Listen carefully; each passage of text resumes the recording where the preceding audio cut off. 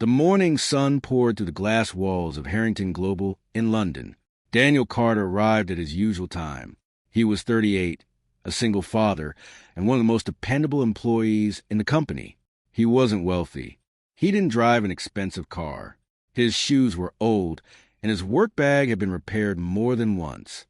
But Daniel was proud of the life he had built for his 9-year-old daughter, Emily. He worked hard because every decision he made had her future behind it. That morning, however, the office felt different. People were whispering near the lifts. Then the doors opened. Victoria Harrington stepped out. Victoria was the billionaire CEO of Harrington Global. She was famous for being brilliant, demanding, and almost impossible to impress. She looked across the office. Then her eyes stopped on Daniel. "Daniel, my office. Now." Daniel nodded. "Yes, Ms. Harrington."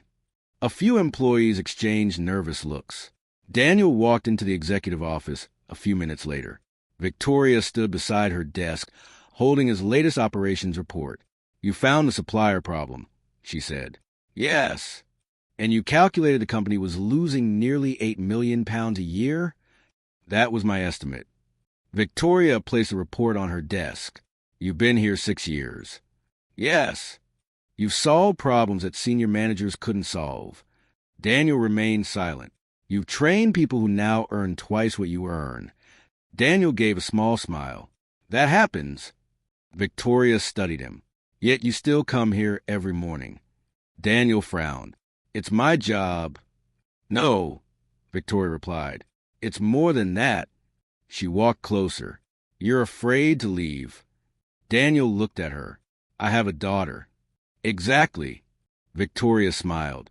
"You have responsibilities. A mortgage, school expenses, bills." She folded her arms. "That's why you'll never quit." Daniel didn't respond immediately. Then he quietly said, "You might be surprised." Victoria laughed. "You? Quit?" She shook her head. "Daniel, people like you don't walk away from security." Daniel looked down at the report. Maybe she was right. For years, he convinced himself that staying was the safest choice. But he didn't realize that morning would become the day everything changed. At lunch, Daniel returned to his desk. He opened his drawer and found a letter waiting inside. It had arrived that morning, but he'd forgotten about it. He opened it. His expression changed. It was a job offer, not an ordinary job. A major competitor had offered him the position of managing director of European operations. The salary was nearly 4 times what he currently earned. There was a company car, flexible hours, private health care, and an education allowance for Emily. Daniel read the offer twice. Then he quietly folded it. He didn't tell anyone. He simply placed it inside his work bag. For the rest of the afternoon, he worked normally. At 5 o'clock, Victoria passed his desk. "You're still here." "Yes." She smiled. "I knew you wouldn't quit." Daniel looked at her. "Perhaps." Victoria walked away. Daniel watched her disappear. Then he looked at the letter inside his bag. For the first time, he understood something. He wasn't trapped. He had simply been afraid to move. The following morning, Daniel arrived early. He completed his reports, answered his emails, checked the warehouse figures. Then at 10:30, Victoria called him into her office. She praised his latest work. "This is exactly why I trust you," she said. Daniel nodded. Then he reached into his bag. He placed an envelope on her desk. Victoria looked at it. "What is this?" "My resignation."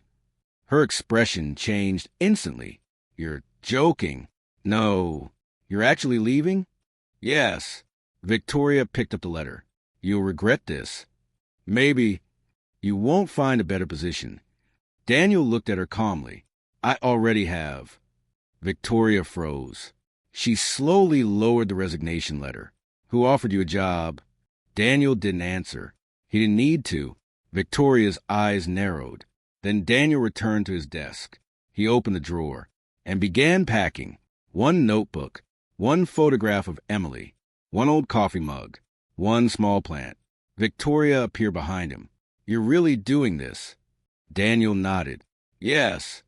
She stared at the emptying desk. "You'll never quit." Daniel stopped packing. Then he turned around. I didn't quit. Victoria said nothing. I chose to leave. Daniel placed the last item into his bag. But before he walked away, Victoria noticed another document inside the envelope. Her eyes caught the company name at the top. Her face went pale. Because it wasn't simply a competitor. It was a company currently negotiating to acquire one of Harrington Global's most valuable divisions. And Daniel was about to become its new managing director. Victoria suddenly realized something even more frightening. Daniel knew more about that division than almost anyone in London. And if he walked out the door, he wouldn't just be losing an employee.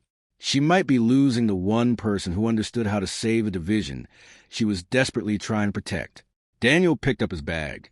Victoria finally spoke. Daniel, wait. He turned. For the first time since they had met, the billionaire CEO didn't sound like his boss. She sounded worried. Can we talk? Daniel looked at the clock, then at Victoria. Yes. But this time, he said quietly, I want you to listen. And Victoria knew the man who had always accepted her decisions was finally going to tell her the truth. Victoria closed the office door. For several seconds, neither of them spoke. Daniel stood beside the desk with his work bag over his shoulder. Victoria looked at the resignation letter again. You should have told me you were considering leaving. Daniel gave a quiet smile. I tried. Victoria frowned. When? Twice. He paused. Once when I applied for the operations director position, and again when I asked whether there was a path for me to grow inside the company. Victoria remembered. She had forgotten both conversations. Daniel continued. Each time, I was told to be patient. Victoria looked uncomfortable. You were good at your job. I was good enough to stay in the same position. The words hit harder than an accusation. Victoria sat down. Who offered you the new position? Daniel hesitated. Westbridge Holdings. Victoria's face changed. She knew the company. Everyone in the industry did. Westbridge was currently negotiating to acquire Harrington Global's European logistics division. Victoria had spent months trying to protect that division. Does Westbridge know what you know? Daniel looked at her.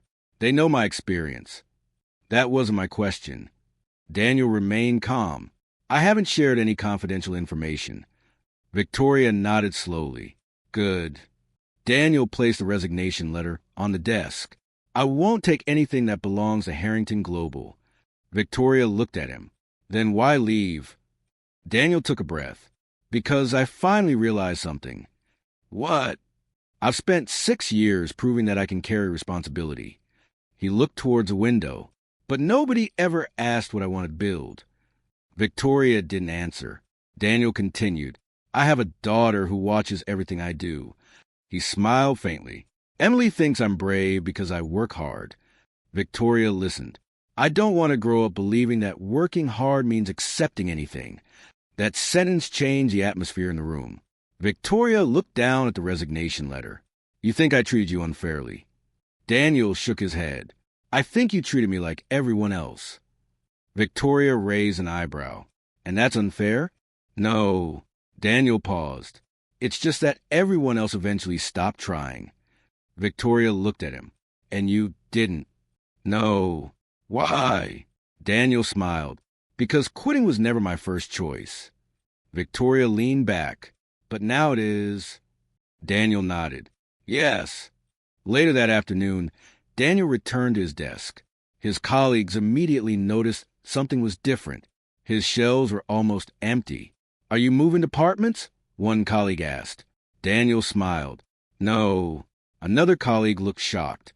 You're leaving? Yes. The news spread through the office quickly. People gathered around his desk.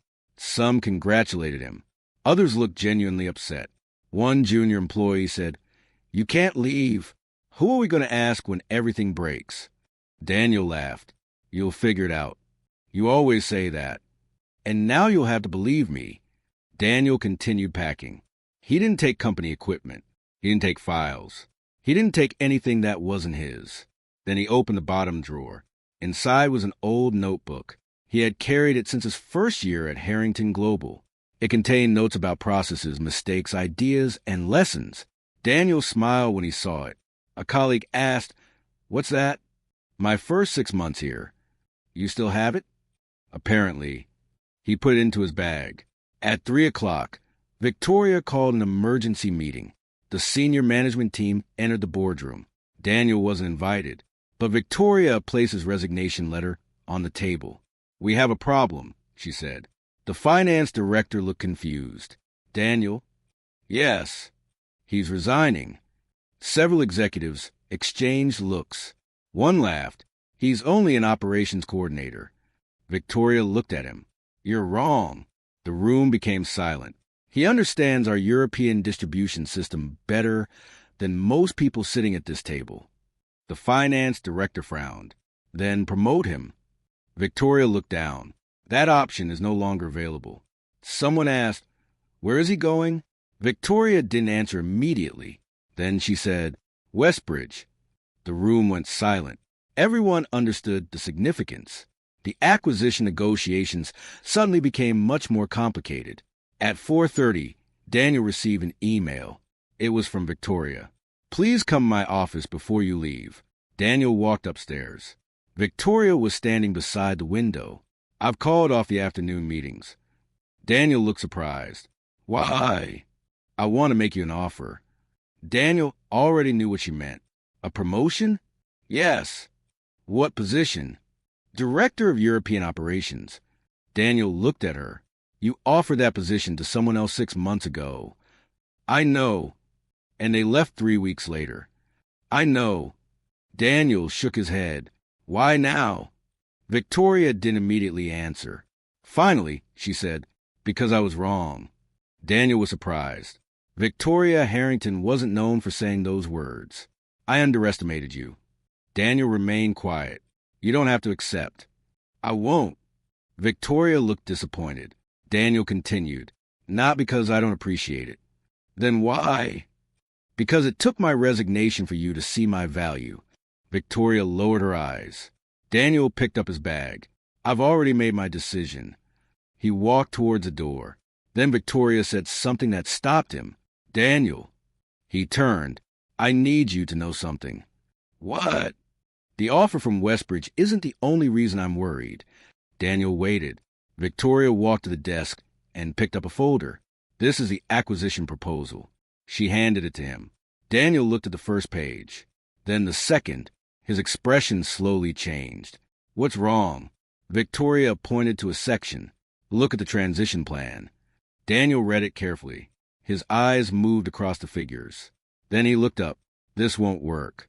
I know. Daniel looked at the numbers again. If they implement this structure, the European division will lose its largest clients within 12 months. Victoria nodded. That's what I've been trying to prove. Daniel closed the folder. You don't need to fight the acquisition. Victoria stared at him. What do you mean? You need to change the reason they're acquiring the division. Victoria didn't understand. Daniel opened the folder again. Then he pointed to several numbers. Westbridge thinks this division is valuable because of its distribution network. He tapped the page. They're wrong. Victoria leaned closer. The real value is the data. Daniel explained how Harrington's years of logistics records could be transformed into a predictive system that would reduce delivery delays, cut storage costs, and increase margins. Victoria stared at him. You already built this? Daniel nodded. Not officially. Why not? Because nobody asked. Victoria looked stunned. You've been working on this yourself? During lunch breaks. Victoria sat down. How much could it save? Daniel gave her an estimate. Victoria stared at him. If you're right, it could change the entire division.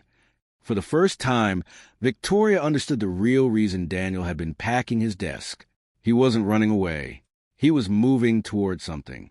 The next morning, Daniel arrived at Harrington Global for his final day. He expected it to be ordinary. It wasn't. Victoria had scheduled a company-wide meeting. Employees filled the main conference hall. Daniel stood near the back. Victoria walked onto the stage. Today, I want to talk about an employee who has worked here for 6 years. Daniel looked surprised. Victoria continued. His name is Daniel Carter. Everyone turned towards him. Daniel slowly walked forward. Victoria looked at him. Daniel is leaving our company. Applause filled the room. Daniel smiled. Victoria waited until the applause ended. But before he leaves, I want everyone here to understand something. She looked across the room. Sometimes the person sitting quietly at the desk nobody notices is the person holding the entire system together. Daniel lowered his eyes. Victoria continued. I made the mistake of assuming Daniel would never leave because he had no better option. She paused. He was never staying because he had no options. He was staying because he was loyal. The room became silent. Victoria looked directly at Daniel, and I confused loyalty with weakness. Daniel didn't know what to say. Then Victoria stepped away from the microphone. Daniel, I owe you an apology. Everyone watched. Daniel nodded. Thank you. Victoria smiled. But I have one final question. Daniel raised an eyebrow. What? Are you absolutely certain you're leaving? Daniel smiled. Yes. Victoria nodded. Then I hope you succeed. Daniel walked toward the stage. He shook her hand. For the first time, there was no billionaire and employee. There were simply two people who had learned something from each other. But Daniel didn't know that Victoria had one more surprise waiting. Because before he could leave the building, his phone rang. It was Westbridge Holdings. Daniel answered. Hello. The voice on the other end sounded serious. Mr. Carter, we need to speak with you immediately. Daniel's smile disappeared. Is there a problem? Yes. A big one. Daniel looked toward Victoria. She noticed his expression. What happened? She asked. Daniel slowly lowered the phone. Westbridge has just suspended the acquisition. Victoria froze. Why? Daniel looked at the folder in his hand. They found something in their due diligence. What? Daniel swallowed. The European division isn't worth what they thought. Victoria's face became pale. Daniel continued. And they think someone inside Harrington Global has been deliberately destroying its value. The room fell silent. Victoria looked at Daniel. Who? Daniel didn't answer, because he had just realized something. The problem wasn't outside the company. It was already inside. And whoever was responsible had been waiting for the perfect moment to make Daniel's resignation look like the beginning of the company's collapse. Daniel stood in the conference room, still holding his phone. Westbridge had suspended the acquisition. Nobody spoke. Victoria looked at Daniel. What exactly did they find? Daniel replayed the conversation in his mind. They said several contracts appear to have been deliberately weakened. Victoria frowned. That's impossible. Daniel shook his head. No, it's possible. He opened his laptop. Remember the supplier discrepancies I found? Victoria nodded. There were more than we originally thought. Daniel pulled up his analysis. Someone has been moving small amounts of money through different suppliers. The finance director looked at the screen. How much? Individually, not much. Daniel clicked another file. But together? He paused. Over 12 million pounds. The room went silent. Victoria stared at the numbers. Who approved these payments?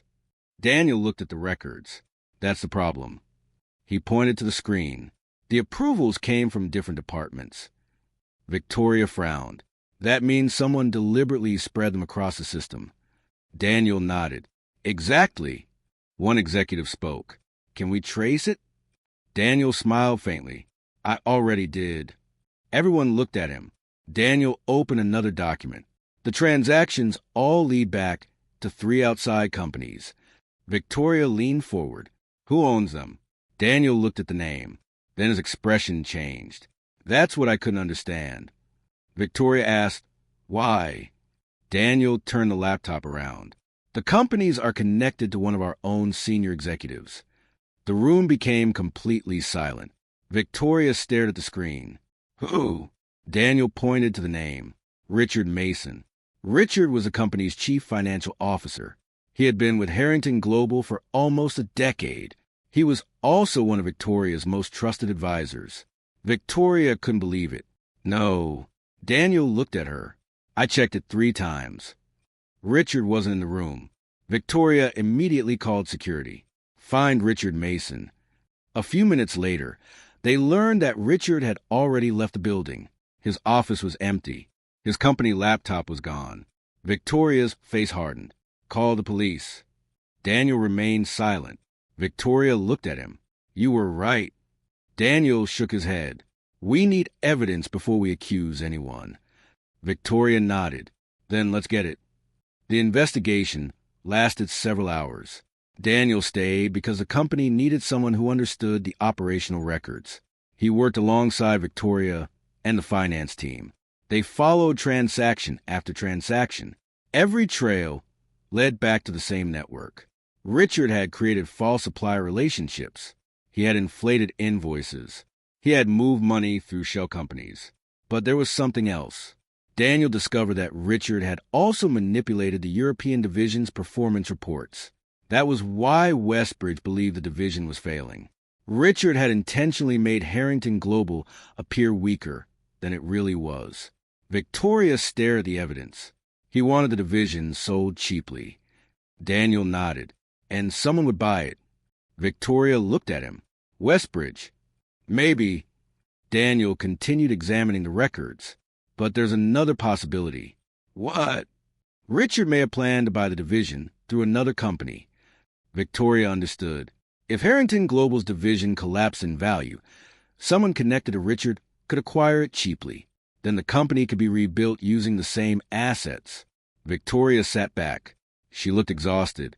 How did I miss this? Daniel answered honestly. Because you trusted him. Victoria looked at Daniel. And I didn't trust you. Daniel smiled slightly. You trusted the wrong person. Victoria nodded. Yes. The next morning, the company announced an internal investigation. Richard was located at a solicitor's office. The evidence was presented. Within hours, authorities became involved. The company avoided a disastrous sale. Westbridge reopened discussions. But Victoria had a different problem. She needed Daniel, not as an employee, as someone who could rebuild the European division. She called him. Daniel answered from his kitchen. Emily was sitting nearby doing her schoolwork. Hello. Daniel, it's Victoria. He glanced at the clock. Everything okay? Yes. She paused. Actually, no. Daniel waited. We need you. Daniel smiled. You said I wouldn't last 6 months. Victoria laughed softly. I was wrong about that, too. Daniel looked at Emily. She smiled. What position? Victoria took a breath. Chief Operating Officer of Harrington Global Europe. Daniel was silent. That sounds like a promotion. It is. You're offering it after I resigned. Yes. Daniel thought for a moment. What's different this time? Victoria didn't hesitate. Everything. She explained that the position would come with authority to restructure the division. Daniel would have control over operations. He would have a seat on the European Leadership Board, and he would have flexible hours so he could continue being present for Emily. Daniel listened. Then he asked one question. Why me? Victoria answered honestly. Because you were right. Daniel smiled. That isn't enough. Victoria paused. Then she said, because you were loyal when nobody was watching. Daniel looked at Emily. She was still doing her homework. Victoria continued. And because you had every reason to walk away, but you stayed long enough to protect people who didn't even know they needed protecting. Daniel was quiet. Then he asked, what about the salary? Victoria gave him the number. Daniel raised his eyebrows. That is considerably higher. I know. And the hours? Flexible. My daughter? Your family comes first. Daniel smiled. I'll think about it. Victoria laughed. I'll take that. 2 weeks later, Daniel stood in the Harrington Global headquarters again. This time, he wasn't carrying a resignation letter. He was carrying a new contract. His old desk was gone. In its place was a larger office. But Daniel didn't care about the office. He cared about what came with it. Authority, trust, and the opportunity to build something. Victoria walked into the room. You kept the same mug. Daniel looked at the old coffee mug sitting on his desk. Some things shouldn't change. Victoria smiled. Are you happy? Daniel thought about it. Yes. Why? Daniel looked through the window. The city was bright under the afternoon sun. Because I finally stopped working just to survive. Victoria waited. Now I'm building a future. 3 months later, the European division had changed completely. Delivery times improved. Supplier costs dropped. Employee turnover decreased. Major clients renewed their contracts. Westbridge completed a new partnership agreement with Harrington Global instead of buying a division. The company recovered millions of pounds. Daniel became known throughout the industry, but he never forgot where he started. He still carried the repaired work bag. He still ate simple lunches. And he still left the office on time when Emily needed him. One afternoon, Victoria saw Daniel leaving at 4. "You're leaving early?" Daniel smiled. "School meeting." Victoria nodded. "Go." Daniel stopped. "Are you sure?" Victoria smiled. "I'm the CEO. I can survive without you for 2 hours." Daniel laughed. "That's progress." Victoria shook her head. "Go be a dad." Daniel walked away. The next week, Victoria called a leadership meeting. Daniel entered the room. Several executives were already seated. Victoria stood at the front. "I want to announce something." She looked at Daniel. "The European division has reached its strongest performance in company history." Everyone applauded. Daniel smiled. Victoria continued, "And I want everyone to remember why." She looked around the room. "It wasn't because we hired someone famous. It wasn't because we spent more money. It happened because one employee refused to believe that his circumstances defined his future." Daniel looked uncomfortable. Victoria smiled. "Daniel, come up here." He walked forward. Victoria handed him a framed certificate. But Daniel noticed something else. A photograph. It was a picture of Daniel and Emily from the company's family day. Daniel looked surprised. "You kept that?" Victoria nodded. "Emily gave it to me." Daniel laughed. "She did. She told me I should remember that you're more than your job." Daniel smiled. Victoria looked at him. She was right. Years later, Daniel will remember the morning Victoria told him he would never quit. At the time, those words had sounded insulting, but eventually he understood something. She had been wrong about what quitting meant. Daniel hadn't quit because he was weak. He hadn't left because he couldn't handle pressure. He had simply reached a point where staying no longer matched the future he wanted. And sometimes, walking away is not failure. Sometimes it is a first step towards discovering your real value. Daniel had started as a single father, sitting quietly at an ordinary desk. He ended up leading one of the most successful divisions in the company.